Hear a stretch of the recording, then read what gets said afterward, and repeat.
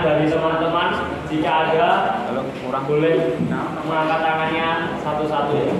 Bagian-bagian belt conveyor itu kan ada tingkat keausannya.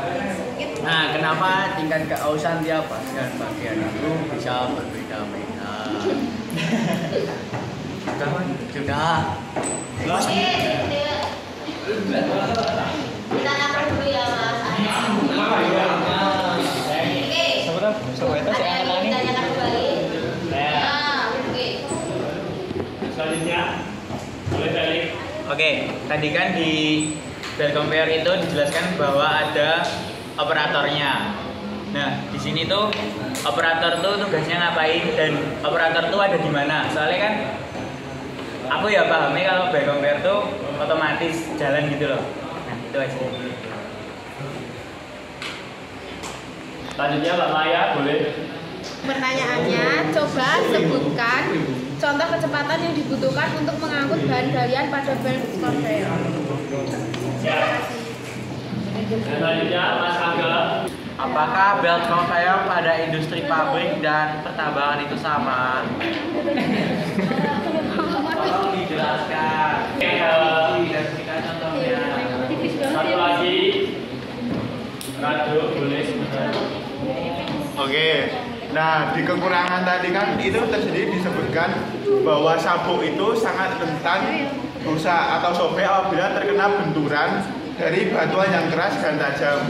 Nah, pertanyaan dari saya, berapa lama sih waktu sabuk atau bel itu bertahan apabila terus-menerus terkena benturan dari benda-benda tajam itu?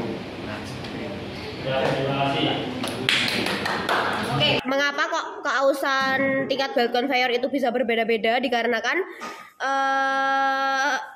distribusi beban yang tidak merata, di mana jika material tidak ditempatkan di pusat belt atau jika idler tidak rata, bagian tertentu akan menerima tekanan lebih besar.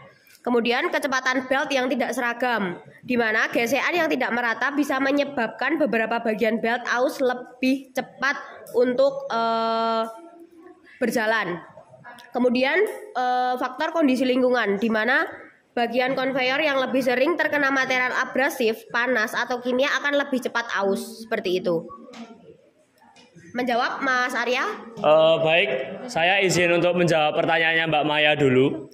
Tadi bahwasanya dibilang pertanyaannya adalah coba sebutkan contoh kecepatan yang dibutuhkan pada saat pengangkutan pada alat belt conveyor sendiri. Nah, kami mengambil contoh dari salah satu perusahaan tambang yang dimana nama perusahaannya adalah PT Bukit Asam.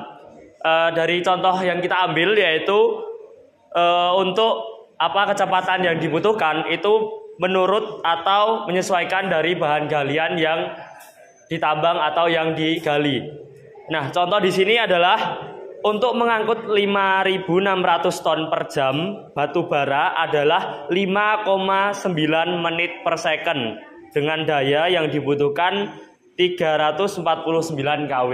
Jadi contoh yang kami ambil atau contoh yang kita sebutkan dari sini mengambil dari sumber yang dilaksanakan oleh perusahaan PT Bukit Asam pada pengangkutan bahan galian batu bara. Begitu. Apakah menjawab Mbak Maya? Terima kasih. Oke, selanjutnya saya akan menjawab pertanyaannya Mas Aga. Untuk apakah belt conveyor yang di industri dengan di pertambangan itu sama atau tidak? Nah, jawabannya dari kami adalah tidak. Karena kenapa? Sebenarnya belt conveyor sendiri ini, nama belt conveyor sendiri itu sudah termasuk dalam salah satu jenis alat yang serupa. Terutama belt conveyor ini dikhususkan untuk di pertambangan. Dan pada yang di industri itu adalah kita ambil contoh shuttle conveyor yang dimana ini adalah alat belt conveyor yang serupa tapi menyesuaikan dengan alat pabrik yang digunakan. Begitu. Tadi pertanyaannya operatornya tugasnya ngapain aja terus gimana gitu kan. Nah, operator belt conveyor itu tugasnya ada beberapa tugas, yaitu mengoperasikan secara langsung di konveyor, kayak menghidupkan dan mematikan konveyor sesuai kebutuhan, serta mengatur kecepatan belt dan mengontrol aliran materialnya. Jadi kayak cuma memantau gitu, memantau kinerja juga Terus menangani masalah kalau misalnya mesinnya tersebut ada masalah, nah operatornya juga turut terjun langsung untuk menangani permasalahannya tersebut. Terus tadi di mana ya? Itu dia di lokasi produksinya tersebut. Jadi berapa lama umur belt conveyor jika dipakai terus-menerus? Izin menjawab, masa pakai sabuk konveyor bisa bervariasi, mulai dari beberapa minggu hingga lebih dari 10 tahun. Faktor-faktor yang mempengaruhi masa pakai sabuk konveyor diantaranya adalah produk yang diangkut, lingkungan pengoperasian, desain konveyor, dan perawatan konveyor. Sabuk konveyor dapat mengalami masalah seperti tergelincir jika tegangannya terlalu tinggi atau terlalu rendah. Masalah ini bisa terjadi jika katrol kepala rusak atau aus sehingga tidak ada lagi tegangan yang cukup untuk mencegah sabuk tergelincir.